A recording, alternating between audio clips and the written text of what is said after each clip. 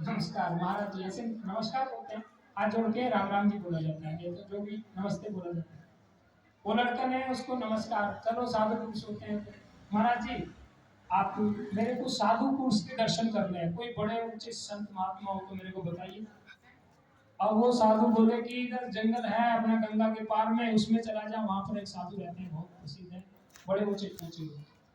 वो लड़के को थोड़ा सा बुद्धि शुद्ध हुई होगी, गंगा में स्नान करके तो साधु के दर्शन से गया, जंगल में गया थे, कुटिया के सामने ऋषि बैठे थे, आंखें बंद किए, जाकर के उनको प्रणाम किया और हाथ जोड़ करके बैठ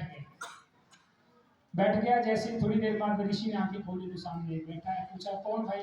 लड़के ने बताया जी मेरा नाम कुंडली। कहाँ से आए हो?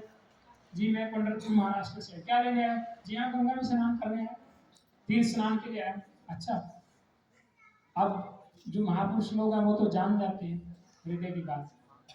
उनसे पूछा कि बताओ तुम्हारे घर में तुम्हारे माता पिता है? बोले जी है। कोई गुरुजन है? बोले वो भी है। तो फिर तीर्थों में क्यों घूम रहे हो? तुम्हारे सच्चे तीर्थ तुम्हारे माता पिता हैं, तुम्हारे गुरुजन है, जाकर उनकी सेवा करो।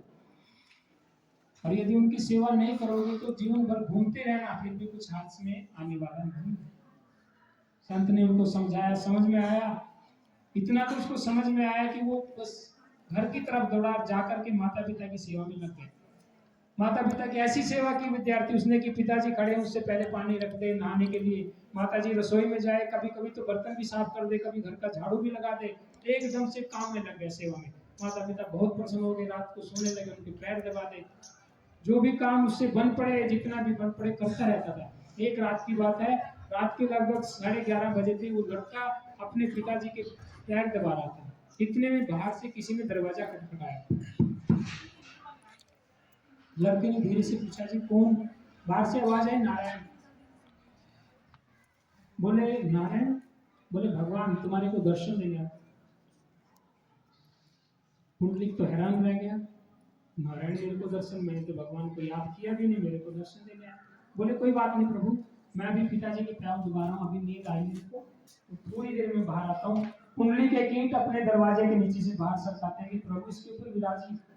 भगवान उसकी दी हुई ईंट को स्वीकार करते हैं, उसके ऊपर विराज जाते हैं, खड़े हो जाते हैं। देखिए उस लड़के का मैं आपको इस प्रसंग से ये बताना चाह रहा हूँ कि वो लड़के ने सेवा माता पिता की कर रहा है, उसको प्रसन्न उसके ऊपर कौन हो गए हैं? भगवान प्रसन्न हो गए। माता पिता के हृदय में भी वही परमात्मा बैठा है विद्यार्थी। माता पिता के हृदय को आप प्रसन्न कर लोगे तो बाहर के देवी देवता सब आपसे प्रसन्न हो जाएंगे। गुरुदेव को आप प्रसन्न कर लोगे तो सारे देवी देवता प्रसन्न हो जाएंगे। पंढरपुर महाराष्ट्र में आप आज भी जाएंगे तो भगवान नारायण की प्रतिमा आज भी तुम्हारे को कुंडली की याद दिलाती है, मातृ पितृ भक्ति की। तो विद्यार्थी ज्यादा समय न लेते हुए आपके सामने एक छोटा सा डेमो माता पिता पूजन दिवस का, आने वाली 14 फरवरी, जहाँ विदेशों के लोग वैलेंटाइन डे मनाते हैं, हमारी भारतीय संस्कृति में मातृ पितृ पूजन दिवस मनाने की प्रेरणा देती है।